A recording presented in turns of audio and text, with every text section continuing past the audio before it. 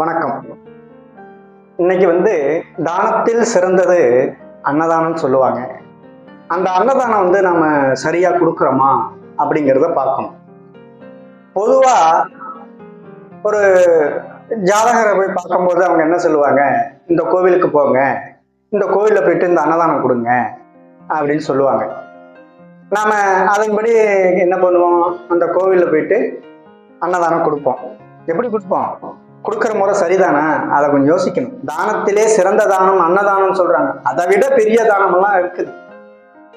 அதாவது ஒரு மனுஷனை ரொம்ப துக்கத்துல இருக்கிறான், கஷ்டத்துல இருக்கிறான், அவனுக்கு ஒரு 4 வார்த்தை ஆறுதலா நம்ம சொன்னோம்னு வச்சுங்களேன், அது ஒரு தானம். ஒரு செருப்பு இல்லாம ஒருத்தன் நடந்து போறான், அவனுக்கு ஒரு செருப்பு வாங்கி கொடுங்க, அதுவும் தானம். ஒரு நம்மளுடைய பாவங்களை போக்குறதுக்கு தான் அந்த தான முறைகள்லாம் செய்ய சொல்றாங்க. காலையிலே எந்திரிச்ச உடனே காகத்துக்கு ஏதாவது சாப்பாடு வைங்க அப்படின்னு சொல்றாங்க. ஏன்? நம்மளுடைய கர்மா, நம்மளுடைய பாவங்களை போக்கணும், அதை செய்யணும். இன்னைக்கு மாடர்ன் உலகத்துல அன்னதான முறைகள்ங்கிறது எவ்வளவோ மாறி போயிடுச்சு. அந்த பரிகார முறைங்கிறது, அன்னதானங்கிறது உங்க கைப்பட கொடுக்கணும் 4 பேருக்கு. ஆனா நாம அப்படி செய்யறோமா? கிடையாது.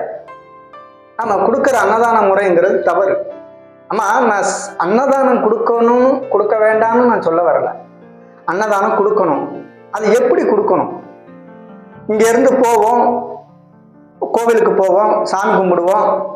கோவிலுக்கும் பக்கத்துல இருக்கிற ஹோட்டல்ல 4 சாப்பாடை வாங்குறது, அங்க வாசல்ல உட்காந்துருக்கிற யாசகம் இருக்கிறவங்களுக்கு கொடுக்கறது. அந்த சாப்பாடு எங்க திரும்பி எங்க போகணும்னா அதே ஹோட்டல் தான் போகும். இது பல பேருக்கு தெரியுமாங்கிறது எனக்கு தெரியல. அன்னதானம் கொடுக்கணும்னு சொல்லிட்டாங்கல்ல, அப்ப எப்படி பண்ணணும்? அதை முதல்ல நீங்க யாருக்கு அன்னதானம் கொடுக்கணும் அப்படின்னா குலதெய்வத்துக்கு தான் நீங்க கொடுக்கணும்.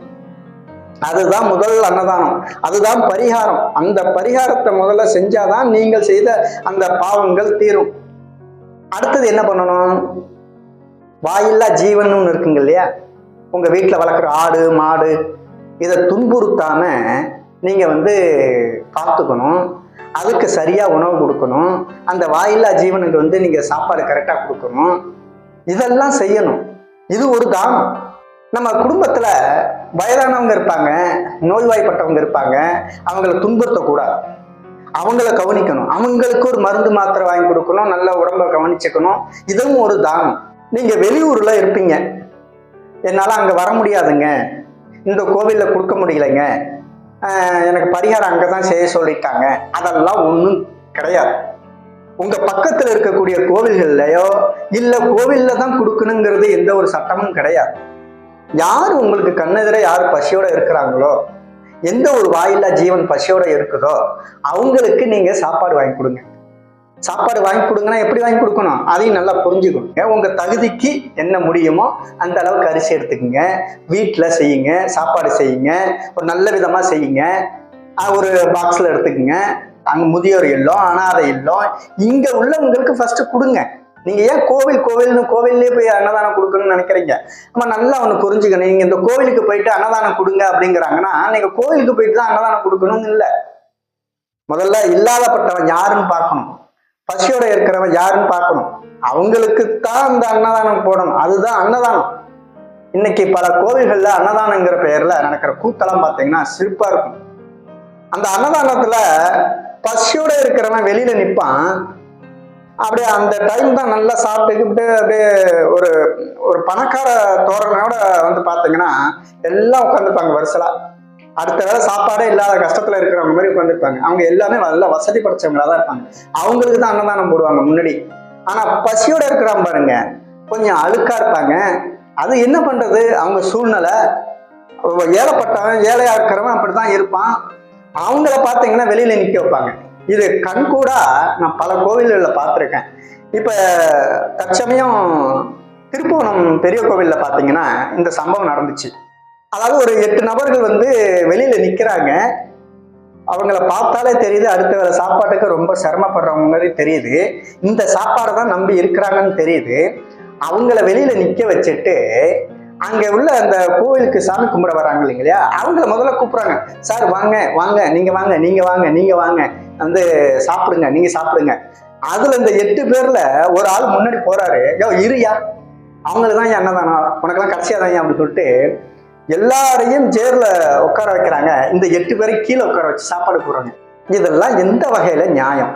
எப்போதுமே நீங்க ஒரு பரிகார முறைக்குன்னு வந்துட்டீங்கன்னா தயவு செஞ்சு உங்க கைப்பட எதுவாக இருந்தாலும் செய்யுங்க. அடுத்தவர்களிடம் பணத்தை கொடுத்து நீங்க செய்யறதுங்கிறது எந்த விதத்திலும் ஏற்றுக்கொள்ள முடியாது. நாகப்பட்டினம் மாவட்டம் வடக்கு பையநல்லூர் கோரக்கர் சித்தர் ஆசிரமத்துல இது ஒரு நல்ல விஷயம் நடக்கும். என்ன அப்படின்னா, அந்த அன்னதானம் பணம் கட்டிடுவாங்க, அந்த அரிசியும் வாங்கி கொடுத்துருவாங்க, சமைக்கிறதுக்கு தனியாக வச்சிருப்பாங்க. அதில் சாதுக்கள்ங்கிறது ஒரு 10-20 பேர் இருப்பாங்க. அந்த சாதுக்களுக்கு தான் முன்னுரிமை கொடுத்து ஃபர்ஸ்ட் சாப்பாடு போடுவாங்க. யார் போடுவாங்க? அந்த கோவில் நிர்வாகம் போடாது. அந்த உபயதாரர் யாரோ அவங்க தான் கடைசி வரைக்கும் பந்தி ஆரம்பித்ததுல இருந்து முடிகிற வரைக்கும் அவங்க தான் சாப்பாடு பரிமாறுவாங்க. அது கூட ஒரு வகையில ஏற்றுக்கொள்ளலாம். ஆனா சில கோவில்ல நடக்கிற சம்பவங்கள்லாம் ஏற்றுக்கொள்ள முடியாது. அன்னதானங்கிறவங்க பசியோட வர்றவனுக்கு தாங்க அது அன்னதானம். நம்ம ஐயங்கார் ஹோட்டல்ல 4 வடையும் 2 டீயும் சாப்பிட்டு வந்து அந்த சோத்தை மறுபடி திங்கிறதுக்கு வருவாங்க. அவங்களுக்கு தான் முன்னுரிமை. ஆனா உண்மையிலேயே காலையில இருந்து பசியோட இருந்து வெளியில காத்து கிடக்கிறான் பாருங்க யாசகன், அவனுக்கு சோறு போட மாட்டாங்க. எப்ப? கடைசியா இருந்தா போடுவாங்க, இல்லைன்னா பயா அப்படிங்குவாங்க. இது எல்லா கோவில்களையும் நடக்கிற விஷயங்கள். அடுத்து இந்த திருவண்ணாமலையில சாதுக்கள் நிறைய பேர் இருப்பாங்க. அங்கெல்லாம் பார்த்தீங்கன்னா ஒரு சில நபர்கள் செய்யற கூத்து இது. ஒரு அன்னதானம் கொடுக்கணும் அப்படின்னா 2500 ரூபாய் பணம் கட்டணும் வித்து டாக்ஸ். இது என்ன கொடுமை இது? நீங்க அன்னதானம் கொடுக்கணும்னு முடிவு பண்ணிட்டீங்கன்னா 2 பேர் கொடுத்தாருன்னு, 10 பேர் கொடுத்தாருன்னு, 20 பேர் கொடுத்தாருன்னு நீங்க உங்களுடைய பணபலத்தை காமிச்சு தான் நீங்க ஒரு அன்னதானம் கொடுக்கணுங்கிறது, அப்படி செய்யணுங்கிறது அவசியமே கிடையாது. அது தேவையில்லாத ஒரு முறை தான், பாவத்தை தான் சேர்த்துக்கிறோம். அதே போல ஒரு பிராமணர் எடுத்துக்கோங்க, எப்பயாவது அன்னதானம் அவங்க பந்தோஸ்தா இந்த மாதிரி கொடுத்துருக்காங்களான்னு பாருங்க, கொடுக்க மாட்டாங்க. அவங்க சரியா செய்வாங்க, ஆனா நம்ம அவங்கள தான் குறை சொல்லுவோம். உங்களால முடிஞ்ச தகுதிக்கு ஏற்ப அன்னதானம் செய்யுங்க, வாயில்லா ஜீவனுக்கு உதவி பண்ணுங்க, 4 பேருக்கு செருப்பு வாங்கி கொடுங்க, ஒரு போர்வை வாங்கி கொடுங்க. வயதானவர்களை பார்த்தீங்கன்னா தயவு செஞ்சு சாப்பாடு வாங்கி கொடுங்க உங்க கைப்பட. வயதானவரை பார்த்தீங்கன்னா ரொம்ப கவனிங்க, அவங்கள மாத்திரை இந்த மாதிரி சில விஷயங்கள்லாம் உதவி பண்ணுங்க. இதெல்லாம் ரொம்ப நல்ல விஷயங்கள். இதுதான் பரிகார முறை. அதே போல நம்ம ரோட்ல போயிட்டு இருக்கும்போது சில பேர் ரொம்ப முடியாம 10 ரூபா காசு தான் கொடுங்க, ரொம்ப கஷ்டத்துல இருக்கிறாரு, ஒரு 10 ரூபா டீ வாங்க காசு கொடுன்னா அங்கதான் நம்ம கஞ்சத்தனத்தை காட்டணும். அந்த மாதிரி காட்டவே கூடாது. நல்லா புரிஞ்சுக்கணும், நல்லா புரிஞ்சுக்கிங்க. ஒரு குடிகாரன், ஒரு முதியவர், ஒரு முடியாதவர், ஒரு உடல்நல பாதிக்கப்பட்ட நபர், இப்படி யாராவது உங்கள்கிட்ட யாசகம் கேட்டாங்கன்னா மறுக்காதீங்க. 1 ரூபாயா இருந்தாலும் எடுத்து கொடுத்துருங்க, இல்ல உங்க கைப்பட சாப்பாடு வாங்கி வந்து கொடுத்துருங்க. இவர்கள்லாம் யாரு அப்படின்னு பார்த்தீங்கன்னா, ஜாதகத்துல ராகு கேது, இந்த ராகு கேது தன்மை உள்ளவங்க தான் இந்த மாதிரி இருப்பாங்க. இதை நம்ம ஒரு காலமும் புறக்கணிக்கவே கூடாது. நமக்கு அது தேவையில்லை. அதாவது அவன் குடிக்கிறான், அவன் காசை வாங்கிட்டு போய் நமக்கு கேட்குறாங்க, நம்ம கருமா அந்த நேரம் நம்மகிட்ட கேட்குறாப்புல கொடுத்துடணும். இதுதான், இது பல பேருக்கு தெரியாது. அந்த மாதிரி கேட்குறாங்கன்னா ராகு பகவானும் கேது பகவானும் உங்கள்கிட்ட காசு கேட்குறாங்க, ஏதோ ஒரு உதவி கேட்குறாங்க, நீங்கள் அந்த நேரம் செஞ்சு விடணும். இதுதான் உண்மை. இது பல பேருக்கு தெரியாது. செய்ய செய்ய செய்ய செய்ய நம்மளுடைய கர்ம வினைகள் குறையும். இதை யாரும் இப்போ நம்ம செய்யறது கிடையாது. ஏன்னா உலகம் அந்த மாதிரி மாறிடுச்சு, வேற வழியும் கிடையாது. அந்த மாதிரி தான் வாழ்ந்துட்டும் இருக்கிறோம். உங்களுக்கு கர்ம வினை குறையணும், உங்க கஷ்டங்கள் தீரணும் அப்படின்னா நான் ஒரு நல்ல ஐடியா சொல்றேன், நல்லா கேட்டுக்குங்க.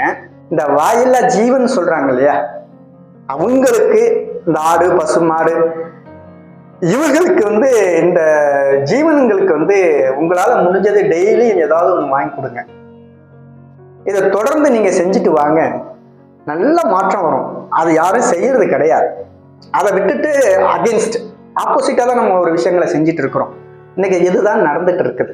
நம்ம பெத்தவங்களுக்கு சோறு போட மாட்டோம், நம்ம அண்ணன் தம்பிங்க பசியோட இருப்பாங்க, அவங்களுக்கு கவனிக்க மாட்டோம். நமக்கு கண்ணுக்கு எதிரே ஒருத்தன் கஷ்டப்படுவோம், அதை பார்த்து ரசிப்போம். இப்படியெல்லாம் பார்த்து ரசிச்ச நமக்கு ஒரு காலம் கஷ்டம் வரும்போது பரிகாரம் பண்ணணும், அன்னதானம் கொடுக்கணும் அப்படின்னு சொல்லும்போது நம்ம அந்த அன்னதானம் கொடுத்தா அது சரியாகுமா? முதல்ல இருக்கும்போது கவனிக்கணும். நாம நல்லபடியா அவங்கள கவனிச்சுக்கிட்டா உங்களுக்கு எந்த பரிகாரமும் தேவையில்லை, உங்களுக்கு எதுவும் தேவையில்லை. நீங்க நல்லா வாழுவீங்க, நல்லா இருப்பீங்க. இனியும் அந்த மாதிரி நம்ம இருக்க வேண்டாம். முடிஞ்ச அளவுக்கு உங்களால என்ன முடியுமோ அதை இல்லாதப்பட்டவனுக்கு செய்யுங்க. கோவில்ல போயிட்டு நீங்க அன்னதானங்கிற பேர்ல அடுத்தவங்கள்ட்ட கொடுத்து அன்னதானங்கிற அது முறை கிடையாது. உங்க கைப்பட செய்யுங்க. அதுதான் அன்னதான முறை, பரிகார முறை. இதுதான் சரியான முறையும் கூட. எனவே இந்த வீடியோ உங்களுக்கு ரொம்ப பிடிச்சிருக்குன்னு நினைக்கிறேன். பிடிச்சிருந்தா சப்ஸ்கிரைப் பண்ணுங்க, லைக் பண்ணுங்க, உங்களுக்கு தெரிஞ்சவங்களுக்கு ஷேர் பண்ணுங்க. தொடர்ந்து சந்திப்போம். வணக்கம்.